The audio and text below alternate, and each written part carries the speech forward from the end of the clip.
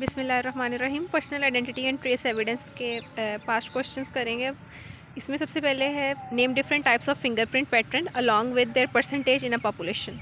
तो इसकी diagram NRA पे बनी हुई है डिफरेंट फिंगरप्रिंट पैटर्न्स की। उसमें परसेंटेज क्या है, सबसे ज़्यादा है लूप 67% और इसके साथ ही रिलेट करके याद कर लें आर्च 6 to 7%।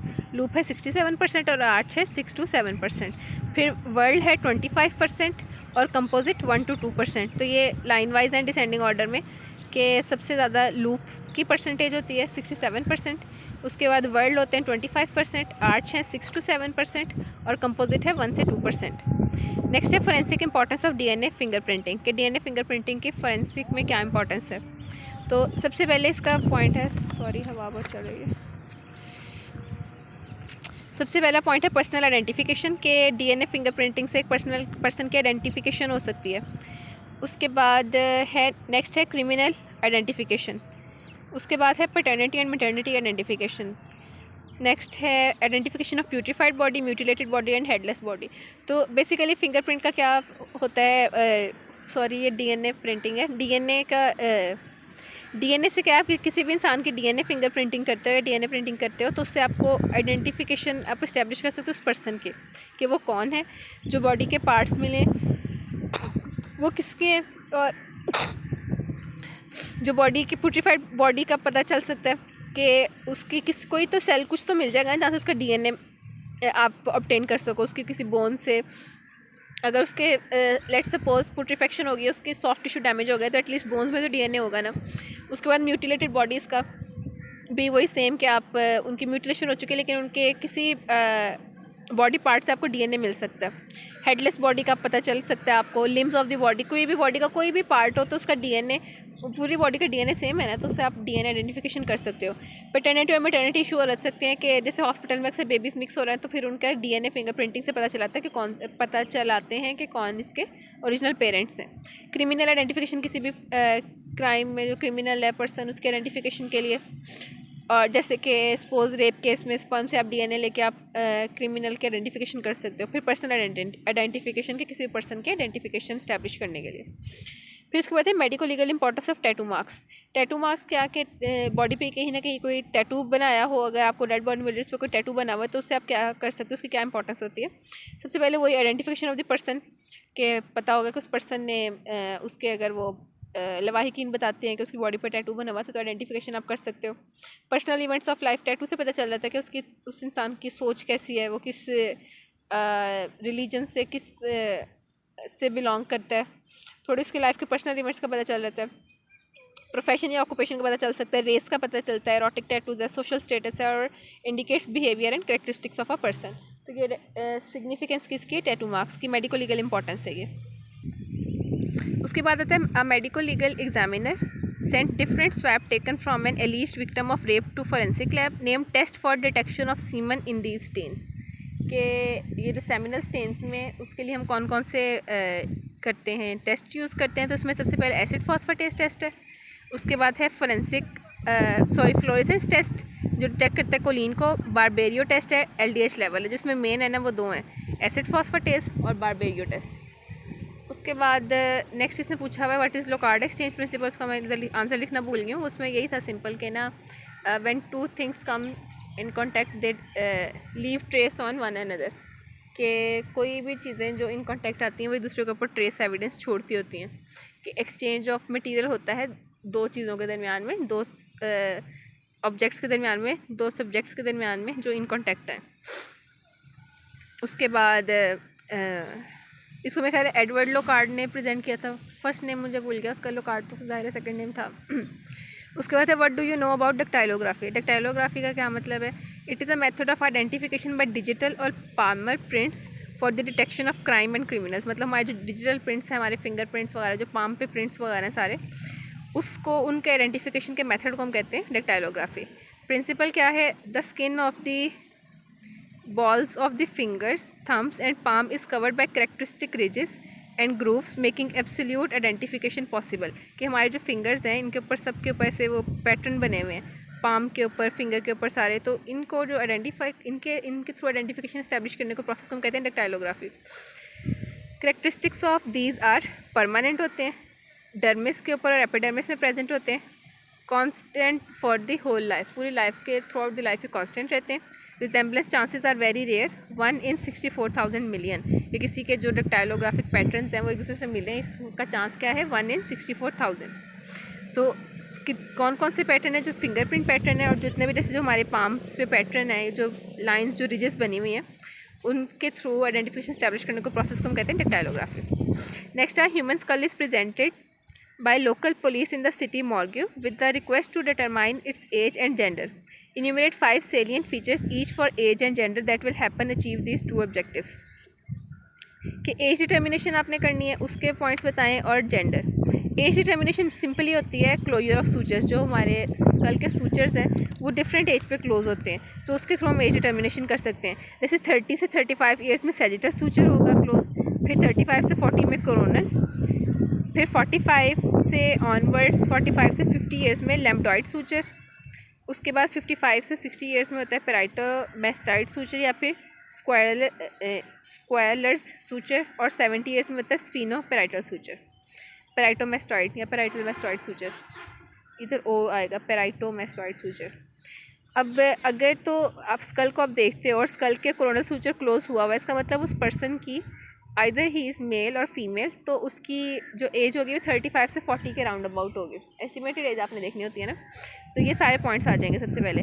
अब इसको याद कैसे, 5 का डिफरेंस आ रहा है ऑलमोस्ट, 30 से 35, 35 से 40, फिर यहाँ पे 5 नहीं, इन्होंने 40 से 45 में कुछ भी नहीं दिया हुआ, इसमें 45 से 50, फिर 55 से 60, 30 to 35, 35 से 40, 45 से 50।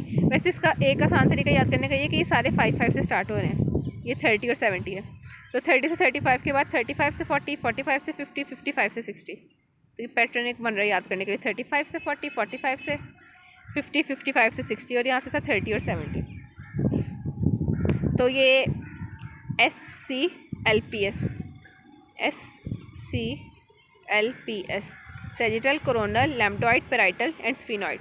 उसके बाद है morphological sex differences in skull, ये बहुत इंपॉर्टेंट है रिटन के लिए भी और वाइवा और ऑस्पी में भी आते हैं ये पॉइंट्स।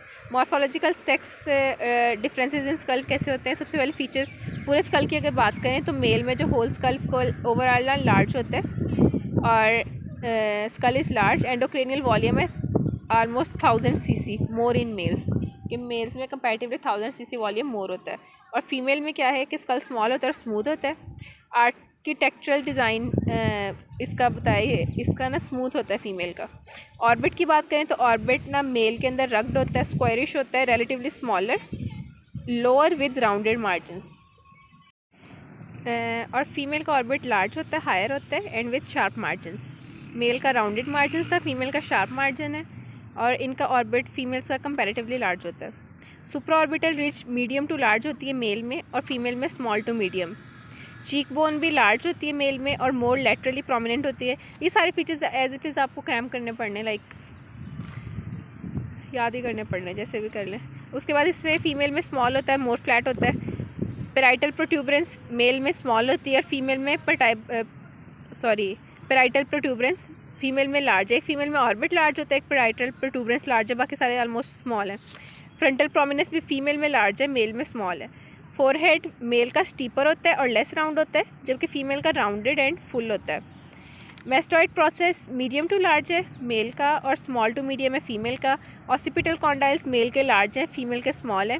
ऑसिपिटल रीजन में मसल अटैचमेंट्स और जो प्रोट्यूबरेंसेस होती है मेल की प्रोमिनेंट होती हैं, फीमेल में मसल अटैचमेंट और प्रोट्यूबरेंसेस लेस प्रोमिनेंट होती है। फीमेल में सारा कुछ ना लेस प्रोमिनेंट होगा और स्मॉल होगा। लार्ज क्या क्या है, 3 चीज़ें लार्ज हैं, एक पेराइटल प्रोट्यूबरेंस मेल फीमेल में लार्ज है, एक ऑर्बिट लार्ज है, और तीसरी फ्रंटल प्रोमिनेंस, पेराइटल प्रोट्यूबरेंस और ऑर्बिट। उसके अलावा बाकी सब कुछ मेल में लार्ज है, फीमेल में स्मॉल है। नेक्स्ट फीचर्स कंटिन्यू हो रहे हैं। मैंडिबल मेल में लार्ज होती है और higher symphysis and broad ramus होता है, फीमेल में स्मॉल होती है और less carpal and ramal dimension होती हैं। इसकी पैलेट जोन है मेल का large broad and U shaped, female का small narrow and parabolic. Teeth large होते हैं। फर्स्ट लोअर मोलर में 5 कस्प्स होते हैं, फीमेल के सारे मोलर्स के अंदर 4 कस्प्स होते हैं। तो ये सारा कुछ ये भी सेम स्मॉल आ रहा है। 3 चीज़ें थी जो लार्ज हैं, बाकी सब स्मॉल। उसके बाद information gained by the examination of here in living and dead, के अगर आप हेयर का एग्जामिनेशन करते हो लिविंग पर्सन में या डेड में तो कौन कौन सी इन्फॉर्मेशन आपको मिलती है। सबसे पहले नेचर ऑफ ऑफेंस पता चलता है हेयर से, कॉज ऑफ डेथ पता चल सकती है, और जैसे फॉर एग्जांपल अगर एनिमल हेयर है तो बेस्टियलिटी हो सकती है cause of death. If pubic matted hair है तो वो रेप केस होगा। If singed and burnt hair तो ट्रॉमा हो सकता है most likely. Hair in saliva है तो एस्फिक्सियल डेथ हो सकती है। हेयर ब्लड स्टेन्ड हो सकते हैं तो फायर आर्म इंजरी हो सकती है। हेयर ऑन द वेपन है तो असॉल्ट हो सकता है। Here in the clenched hand है तो कैडावरिक स्पैज़म या ड्राउनिंग में हो सकते हैं। Policemen have brought to you a bag containing bones. What information you can furnish to police and how? What is commingling? कि पुलिसमैन आपके पास ना एक बोन्स का बैग लेके गया, अपने बोन्स से आप क्या इन्फॉर्मेशन फर्निश कर सकते हैं, क्या इन्फॉर्मेशन हासिल कर सकते हैं। सबसे पहले आइडेंटिफिकेशन हो सकती है, फिर जेंडर है, सेक्स डिटर्मिनेशन होती है, कैसे लोअर जा से स्कल, पेल्विस या सैक्रम वगैरह से। रेस डिटर्मिन कर सकते हैं, रेस होती है टीथ से, चीक बोन से, long bones, width of the nasal opening से, ये हो जाती है रेस डिटर्मिन होगी। ज़ाहिर है बोन्स में विड्थ ऑफ नेजल ओपनिंग तो नहीं है, वैसे वो भी हो सकती है। उसके अलावा एक्सटर्नल नेजल ओपनिंग के अलावा जो इंटरनल नेजल ओपनिंग है ना, वो जो बोनी ओपनिंग्स हैं। उसके अलावा एज है यहाँ पे, वैसे ना ये एक्सटर्नल नेजल ओपनिंग की आई गेस बात कर रहे हैं। उसके बाद एज क्या होगी, by knowing closure age of different sutures of the body. DNA analysis on the bone marrow, biopsy, congenital deformities का पता चल सकता है। अब कमिंगलिंग क्या है, commingling is a process to identify a dead body from an incident by placing bones anatomically gathered from that incident. Commingling क्या है कि जितनी बोन्स एक इंसिडेंट से मिली हैं उनको एनाटॉमिकली प्लेस करके उससे कंप्लीट बॉडी बनाने की कोशिश करना। फिर है what is Hess's rule, what is its forensic importance. According to Hess rule क्या होता है कि ये प्रेगनेंसी का वो मंथ और ना गेस्टेशनल एज को और जो फीटस की हाइट है ना उसके दरमियान कोई रिलेशन बना रहा होता है बेसिकली। तो अप टू 4 months ना square of month of gestation will give the length of the foetus in centimetres, कि अगर 4 months तक ना, सपोज 3 months है, 4 months का अगर बेबी है ना, फीटस है सॉरी, तो 4 का स्केयर जो है ना 4 4 16, तो 16 सेंटीमीटर फीटस की क्या होनी चाहिए, लेंथ होनी चाहिए। After 5 months number of months should be multiplied by 5 which shall give the length of foetus in centimetre. 5 months के बाद से ऑनवर्ड जो नंबर ऑफ मंथ्स को 5 से मल्टीप्लाई करना है तो वो लेंथ फीटस की देगा इन सेंटीमीटर। सपोज अगर 6 month है तो 6 × 5 30, तो 30 सेंटीमीटर 6 month में फीटस की हाइट होनी चाहिए। आप इसको अपोजिट भी कर सकते हैं कि हाइट इधर मंथ्स के अकॉर्डिंग हाइट दी हुई है, आप हाइट के अकॉर्डिंग मंथ्स भी कैलकुलेट कर सकते हैं अपोजिट। अब फोरेंसिक इंपॉर्टेंस हेसिस रूल की क्या है, it can be use as a reliable indicator of the gestational age of the foetus. इससे अगर आपको हाइट पता हो तो आप गेस्टेशनल एज फाइंड कर सकते हो हाइट मेजर करके। उसके बाद है it can be use to determine the normal length of the foetus. आपको गेस्टेशन का मंथ पता हो तो आप उससे normal length of the foetus estimate कर सकते हो कि 5 month में कितनी होनी चाहिए थी, 4 month में कितनी होनी चाहिए थी। It can be use to determine, अच्छा ये हो गया। उसके बाद है what are advantages of dactylography. Dactylography के क्या क्या एडवांटेजेस हैं, इसमें है कि applicable to all ages, it can be applied to putrefied bodies, absolute identification is possible, it lends easy classification to itself, no special training or instruments are required। मतलब fingerprinting ही है ना बेसिकली डेक्टाइलोग्राफी, तो उसको mind में रखते हुए उसके के हर एज में लिए जा सकते हैं, पुट्रीफाइड बॉडीज़ के भी हो सकते हैं। उसके बाद आइडेंटिफिकेशन इससे बहुत कंफर्म होती है, एब्सोल्यूट आइडेंटिफिकेशन इज़ पॉसिबल। उसके बाद इजी क्लासिफिकेशन होती है कि इजी क्लासिफिकेशन का क्या मतलब है कि एक पर्सन का एक ही है ना फिंगरप्रिंट, उसको किसी और का तो हो नहीं सकता वो। नो स्पेशल ट्रेनिंग, और ना कोई स्पेशल ट्रेनिंग चाहिए इसके लिए, ना इंस्ट्रूमेंट्स, आपने फिंगरप्रिंट्स ही लेने हैं ना। उसके बाद actual print available to check, अगर वो आपके डाटाबेस में नादरा में रजिस्टर है तो आप चेक कर सकते हैं, वो अवेलेबल होता है। Print can be transmitted from one place to another, आप फिंगरप्रिंट को एक जगह से दूसरी जगह ट्रांसमिट भी मतलब ट्रांसफ़र भी कर सकते हो।